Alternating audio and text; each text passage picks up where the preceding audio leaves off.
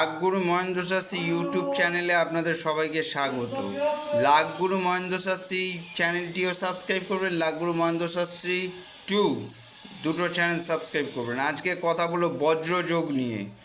বজ্রযোগে যারা জন্মগ্রহণ করে তারা গুণী হন, তেজস্বী হন, বলবান হন এবং তাদের স্ত্রীভাগ্য খুব একটা ভালো যায় না।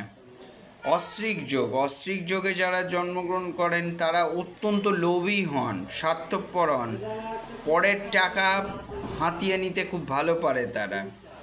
ব্যতিপাত যোগে যারা জন্মগ্রহণ করেন তাদের চরিত্র ভালো হয় না, তারা পরের কাজে বড্ড বেশি নাক গলায়। বরিয়ান যোগে যারা জন্মগ্রহণ করেন খুব ভালো লোক হন, চরিত্রের দিক দিয়েও ভালো, মনের দিক দিয়েও ভালো, টাকা পয়সাও তাদের ভালো থাকে। পরিক যোগে যারা জন্মগ্রহণ করেন খুব মিথ্যে কথা বলতে পারেন, শত্রু দমনে এক্সপার্ট।